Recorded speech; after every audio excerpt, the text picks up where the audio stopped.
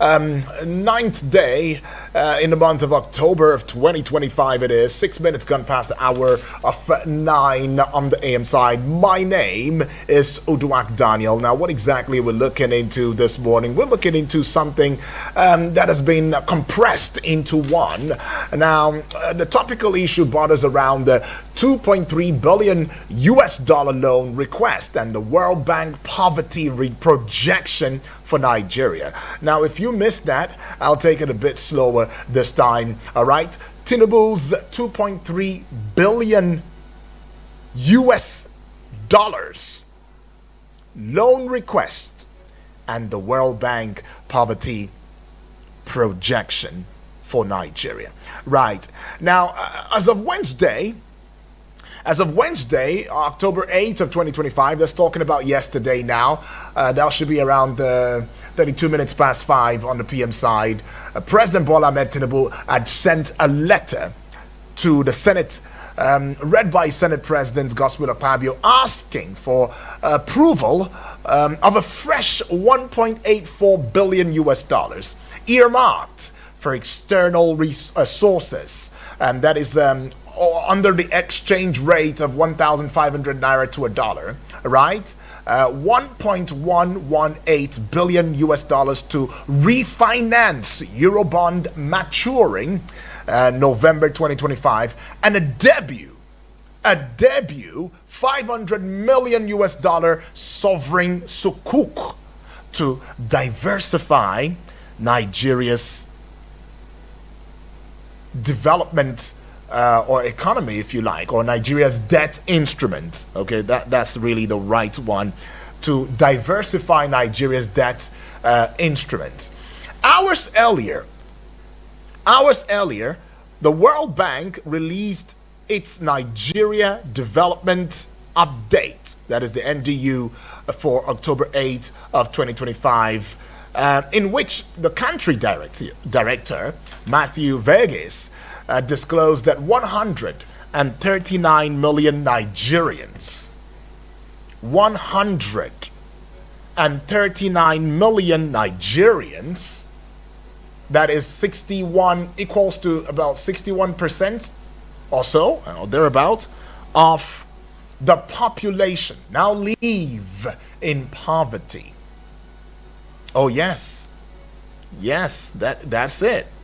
139 million Nigerians, about 61 or 65% of the population, they now live in poverty. Yeah, and this is a jump from 129 million Nigerians in April of 2025. Now, the NDU ties the surge to food inflation. That's 24% weak public spending efficiency. All right, that's what food inflation, is seen. Maybe summary, if you like. 24% weak public spending efficiency, and the 2.15 US dollar per day extreme poverty line.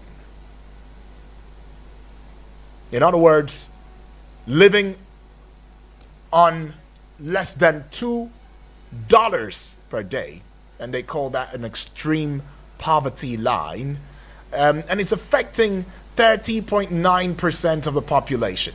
I mean, these events both were reported in the Daily Trust online edition, and that is for Wednesday, October 8th of 2025, and that is under politics and business. But can we say that we are now making headlines for the right reasons, or we are making headlines for the wrong reasons? Are we saying we've made progress? I mean, some progress if you are to look at us, from the level of international balance. Are we really going well in that regard? I mean, history of the president's borrowing. Let me take you back a little bit. Now, 2023 to 2025. Now, we had May of 2023, first external loan request after inauguration, 800 million US dollar Eurobond. That is a 7.875% coupon, All right, and the fund was for the 2023 budget deficit, November 2023 domestic bond issuance, 1.2 trillion naira 7-year bond finance infrastructure. February of 2024, syndicated loan, $500 million from African banks, bridge financing for power. All right, all of this were to bridge the financing for power, the same power that we've had National Grid, shut down every time, fallen every time, and we keep asking ourselves that what exactly is going on. Yeah, but there is monies borrowed for that. 500 million is a syndicate loan, $500 million from African banks, bridge financing for power. Now, April of 2024, external loan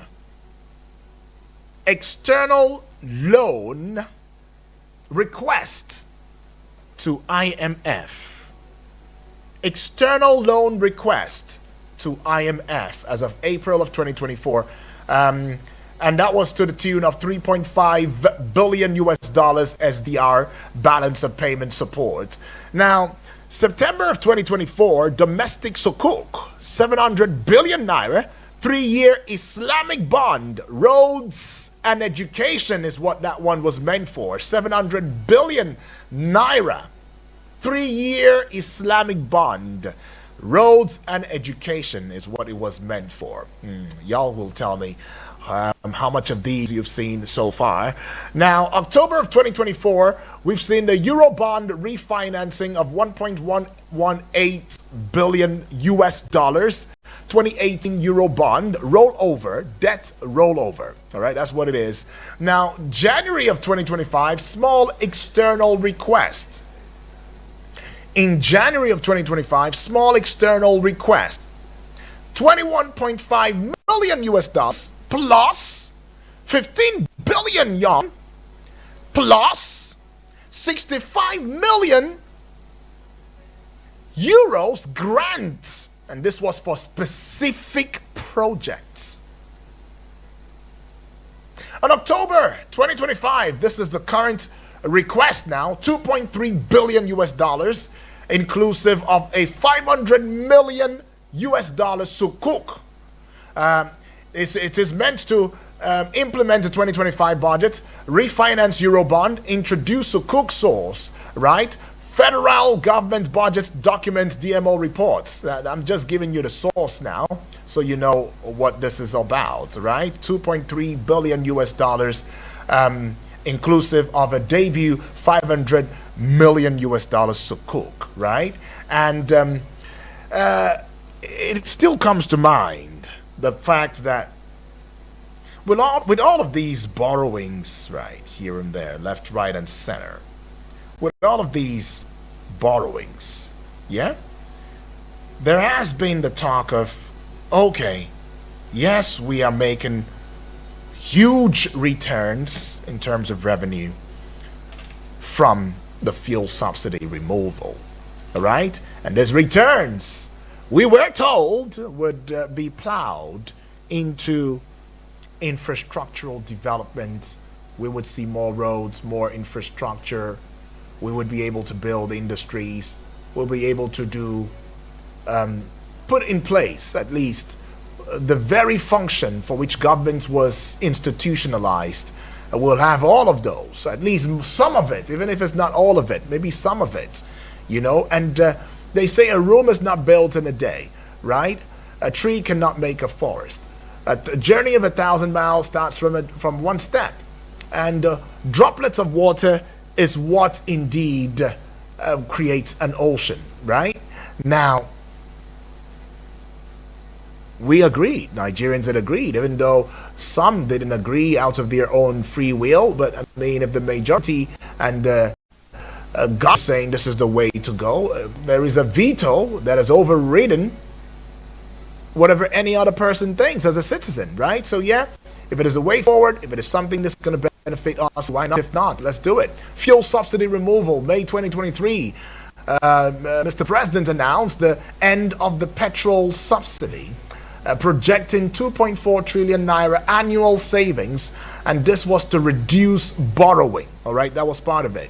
Okay, now the policy was meant to stop the need for external loans and free up funds for infrastructure. If you also recall, FAC allocations for 2025 now distributes a whopping 1.6 trillion naira monthly to the 36 states and the FCT. Now, states receive roughly 4 times their pre-2023 allocations, and this is due to higher oil revenues and subsidy removal. Yet, federal borrowing is still continuing. Now, there are contradictions. Despite states getting 6.4 trillion naira annually, which is 4-fold increase, the federal government still reports a 9.27 billion US dollars financing gap and seeks 2.3 billion US dollars more debt, and is raising the questions about budget execution, efficiency, resource use, transparency. We still go round the circles over and over and over and over again. Transparency, accountability. I mean, haven't we even said this enough? Budget execution, efficiency. Oh yes. Haven't we been clamoring for this enough? The resource use, transparency in the way that our resource is being used. Haven't we talked about this enough? Oh, but we won't stop talking about it. We won't. If that was the plan, we will not stop. Now, the World Bank poverty projection for Nigeria. Now, we've just spoken about the funds borrowing, but the World Bank poverty projections for Nigeria. Let's start off. 22 May 2025, World Bank Poverty and Equity Brief. 107 million Nigerians living on $2 per day. That's like 46%. That's what the World Bank reported in May of 2025, this year, May 22nd precisely. 5th of May 2025, Business Insider Africa, citing the WB, that's the World Bank, 75.5% rural poverty, 41.3% urban poverty. Analysts were also quoting the World Bank on October 8th of 2025. Nigeria Development Update, NDU, says 139 million Nigerians in poverty. That's about, I think 61 or 65, between 61 and 65% of a supposed 230 million Nigerians. So, according to the NDU, as of October 8th of 2025, extreme poverty line, 30.9% of Nigerians live below $2 per day.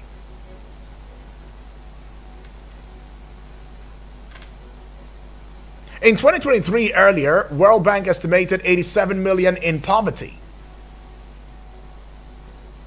That was in 2023, right? So if in 2023 about 87 million were in poverty, according to the World Bank, and in 2025 the World Bank is saying 139 million Nigerians are in poverty. How have we grown exponentially? I mean, the figures, all of these projections are showing a 52 million increase in poverty in 2 years, between 2023 to 2025, and a 10 million jump in 6 months between April of 2025 and October of 2025. 10 million jump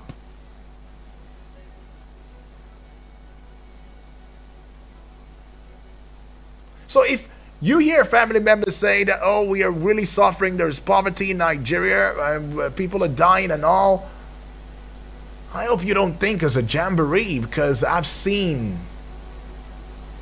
have come in close contact. I mean, it's not even hard to find the poor anymore. I mean, it's not hard. At some point in this country, you know that there are certain places you go to, certain bridges that you will be, that you'd find the poor.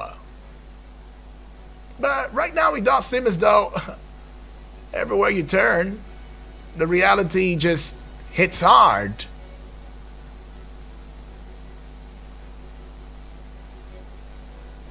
It hits really hard. Well, we've been trying as much as we can to get through to Mr. Adefolari. I don't know what's going on, but it's just not connecting at this point. And I am really, really sorry about that. But then we've also seen where the presidency has fought back whatever deductions or pronouncements that the World Bank has made about Nigeria's poverty. Popular reforms are doing the most. Yes, the most of it has been about how the reforms are doing the most. I mean, over the last 2 years, Nigeria has implemented major reforms around the foundation for transforming the country's economic trajectory for decades to come. And that is what the country director for Nigeria, Matthew Verghese, had said. But then again, it says the effects of these measures are becoming evident in improved revenue, stabilizing foreign exchange markets, growing reserves, a gradual decline in inflation. He says, despite these stabilization gains, many Nigerians are still struggling. In 2025, we estimate that 139 million Nigerians live in poverty. It's an estimation. Some Nigerians are saying we have gone way beyond 139. What are you saying? Others are saying, oh, we probably may just be between 125 and all. It's not as bad as, it's put. The challenge is very clear. How can the federal government, this administration, if you like, transform gains into better living standards for all? That's the challenge.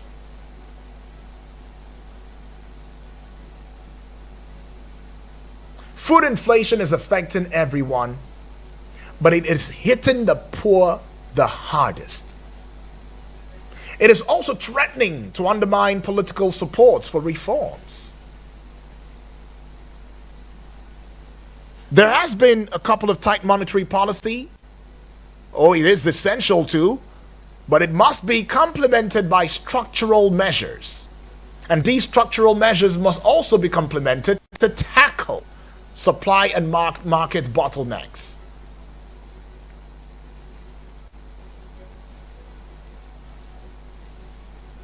So,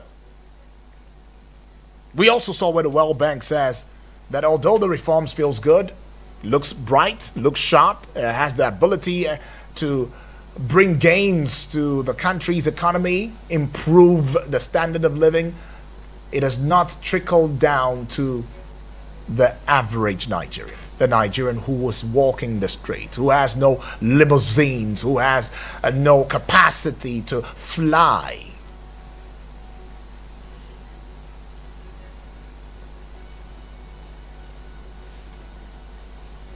So, is it a tussle between the World Bank and the federal government in terms of the poverty ratio? Is it also a contention between the international community as well as Nigeria, in view of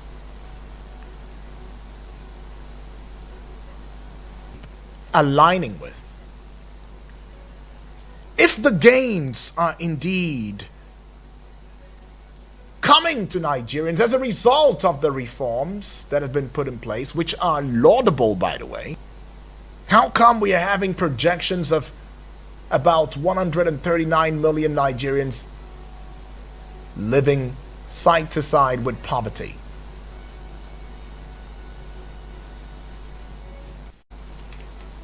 If the gains from the fuel subsidy buy, why then is there no reduction in our borrowings, as there is a fresh appeal from Mr. President to the National Assembly to borrow monies? I gave you a breakdown of how much we've borrowed so far ever since this administration came into power. And quite a number of persons say it is alarming. Now, there are a couple of questions that are to be answered. These questions are questions we should ruminate on. And then you can call in and let me into what your thoughts would be in view of these questions. Right? So yeah, what is Nigeria's root cause of poverty? What is really causing the poverty here? Are we a poor country? I've heard family members ask the question, are we so poor? Saminu would always say, Nigeria is too poor to be rich and too rich to be poor. How true is that statement? Do we have all it takes to be one of the greats? Is leadership the major problem for this alarming report? And how much can Nigerians take in the face of persistent poverty which rises exponentially? How much can we take? How much can you take? How much can I take? Because it does seem as though the reality is not simmering down or shimmering down into the faces of some of our leaders, or the leaders actually. Maybe they're not catching up. Maybe they don't understand it. There has been many calls about cutting down on the cost of governance, which is one of the things that the World Bank cited as part of our courses here. So, I'll ask these questions again. Let's ruminate on it. Apologies. Adefolari we've not been able to get through with him due to parts of the issues that we are still facing in the country here. Poor connection and all. But we should ask these questions. If there is anything that you might want to take home from this, it should be about answering these questions. What is Nigeria's root cause of poverty? Are we a poor country? Maybe if we know that we are just a poor country, maybe it's better. We just know that, okay, this is where we are. Let's not even aspire. Then every Tom, Dick, and Harry, the actions and inactions could pass for love for the country. Do we have all it takes to be one of the greats? Is leadership the major problem for this alarming report, or an attitudinal problem that is not just about the leaders but starts with you and I from the grassroots? And how much can Nigerians really take in the face of persistent poverty, which rises exponentially? How much can we really take? I'll leave you off with those questions. Let's go pay some bills. I'll come back and the phone lines will be thrown open. This conversation, this topical issue will not be ended here, because we will still have an expert deal decisively with it, so we have proper understanding. Please don't go away.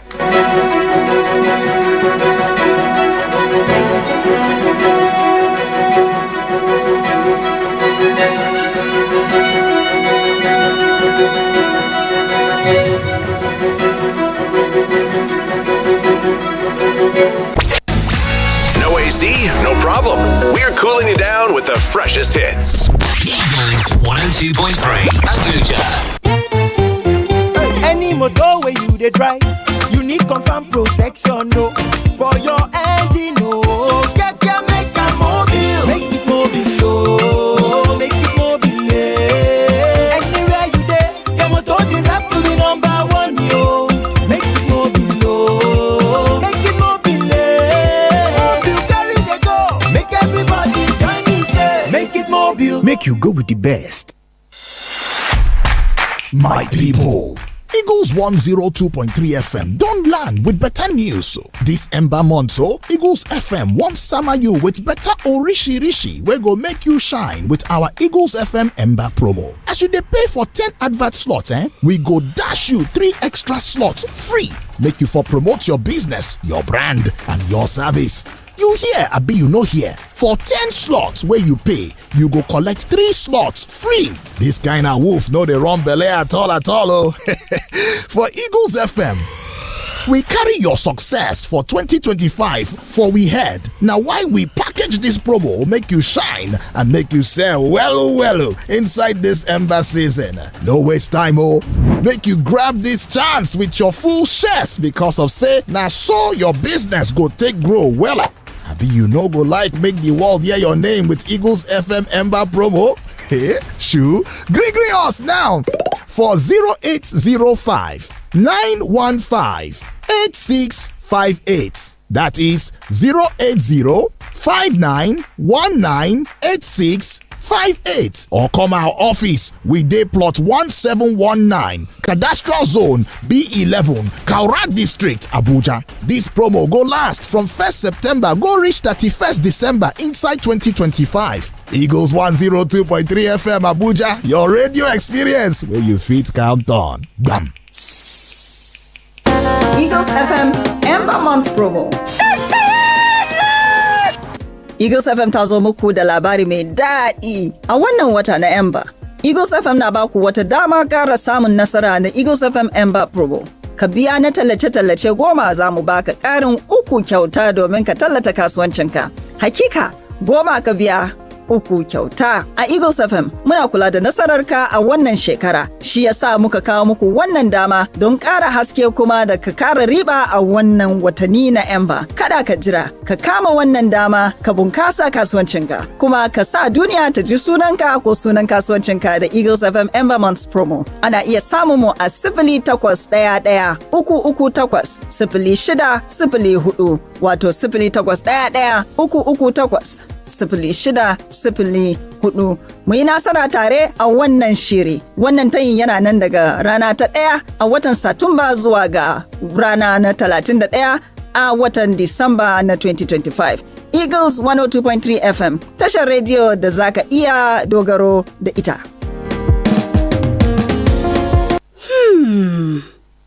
Things they happen for our community, Now I can recoup back all the money I have spent on this annoying family. Hey, yeah, that woman own don't finish. My dear, let's go and greet them, okay? Hey! Join Media Coalition and Awareness to hold trafficking, MICAS, on I Wish I Knew radio drama and program every Saturday at 10 a.m. on Eagles 102.3 FM Abuja. Join us to kick human trafficking out of our society. I Wish I Knew radio drama and program is brought to you by MICAS and funded by the Ministry of Foreign Affairs of Denmark.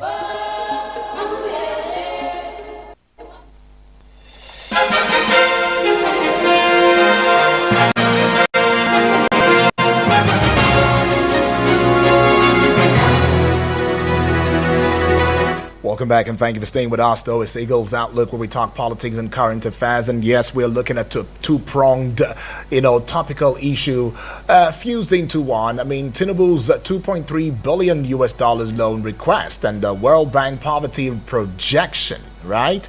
Tinubu's loan request and the World Bank's poverty projection, right? We saw also where the presidency has fired back, saying that, look, the World Bank's perception of Nigeria poverty situation is blown out of proportion, because the reforms have been doing so much, if not a lot, in ensuring that things got better in the country, and that we are seeing the gains of these reforms. But the World Bank is also kicking back and saying, as much as those reforms are laudable, there's something we can give you a thumbs up for, but it's not trickling down to the livelihood, the standard of living for your citizenry. The value of life, the value of living is not elevated. So can you really say that such is still a reform worthy of talking about, so to speak? Is it a reform that has been channeled in the right direction? Is it a reform that is indeed causing or ameliorating the sufferings, the experience of your citizenry? I mean, that is what it is, right? And once again, the World Bank had given a breakdown. I mean, I gave you a breakdown of the borrowing since 2023 up until 2025. May of 2023, we got the first external loan request after inauguration, $800 million Euro bond, right? 7.875% coupon. And the fund was to fund the 2023 budget deficit. November, we saw of 2023 domestic bond issuance of 1.2 trillion naira, 7-year bond, finance infrastructure. That's what it was meant for. And February of 2024, syndicated loan, $500 million from African banks, and it was meant to bridge financing for power. April of 2024, external loan request to IMF, $3.5 billion SDR, balance of payment support.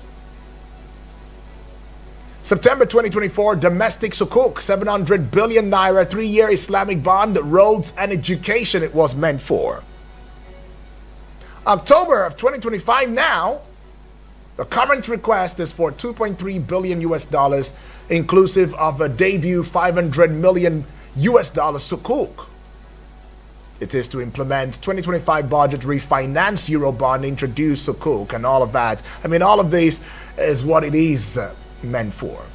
And we also brought to you the very idea for the removal of fuel subsidy and the FAC allocations that followed after. The end of petrol subsidy was to reduce external borrowings. Have we seen that reduction yet? The policy was meant to stop external loans and free funds for infrastructure.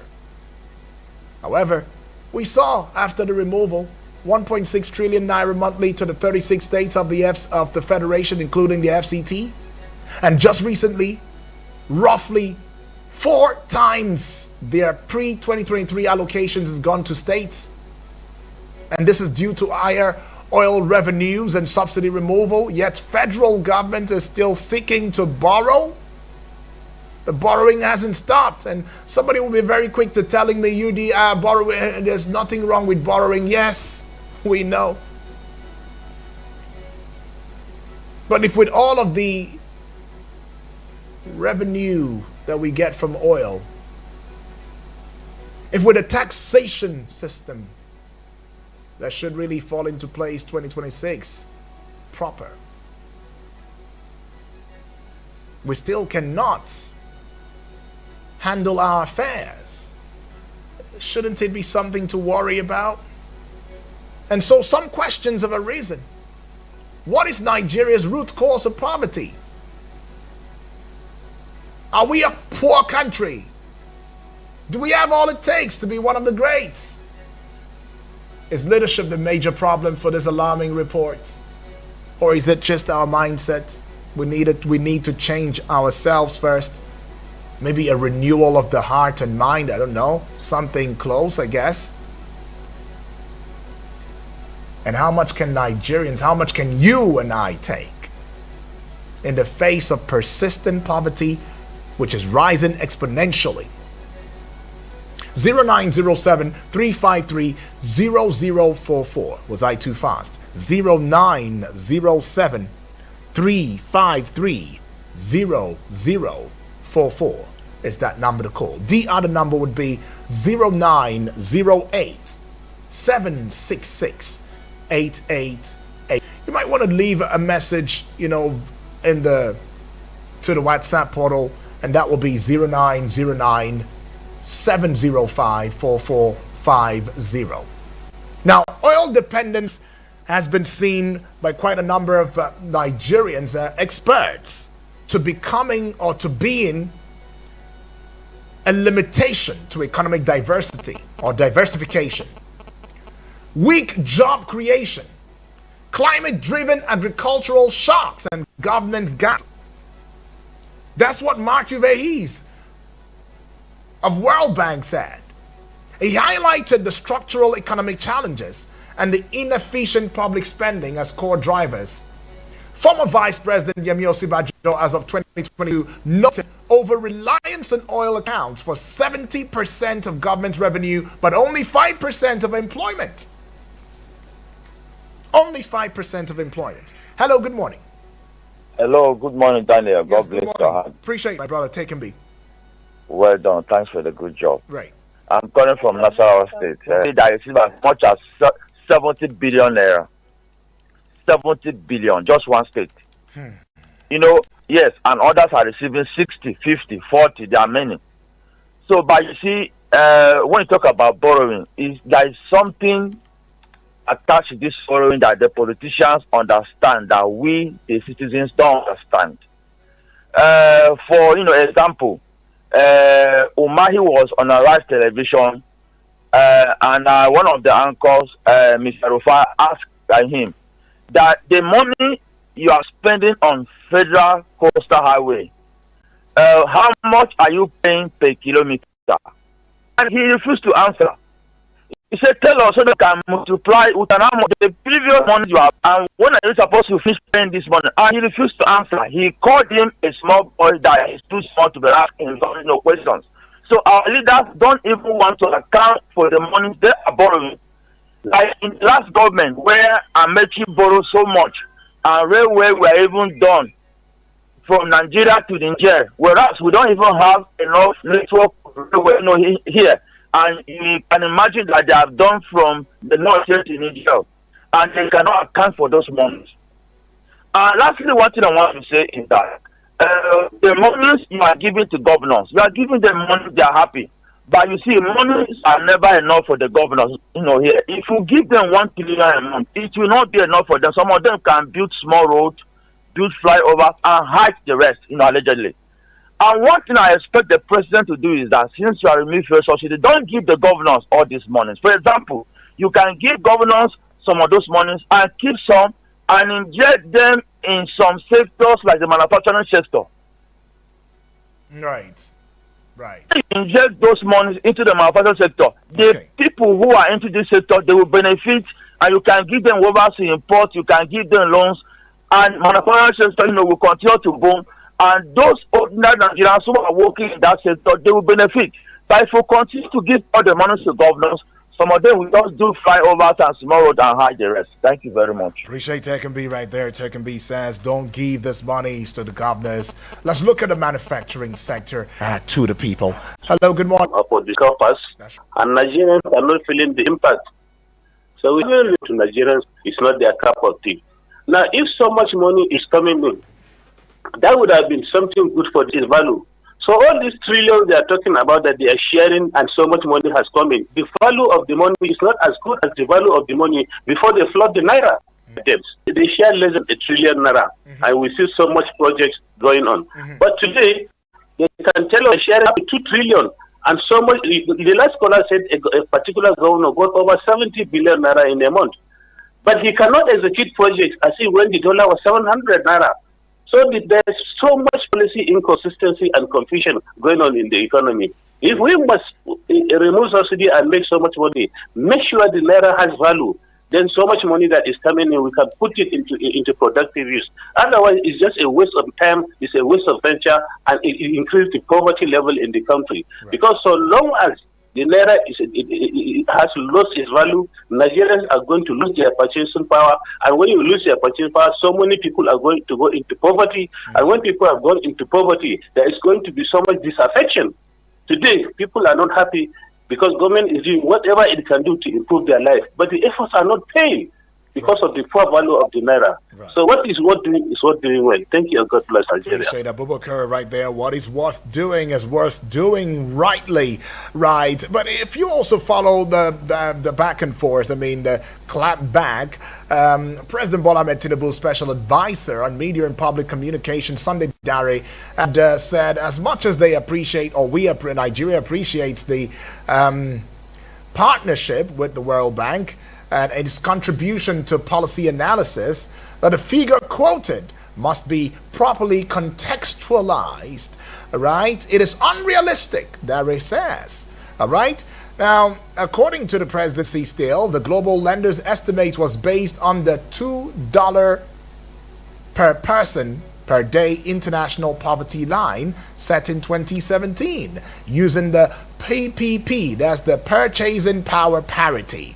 Now, it said the figure should not be mistaken for an actual head count of poor Nigerians. The statement is also explaining that when converted to nominal terms, the $2 benchmark equals about 100,000 naira per month at the current exchange rate, which is significantly higher than Nigeria's new minimum wage of 70,000 naira. Now you hear that.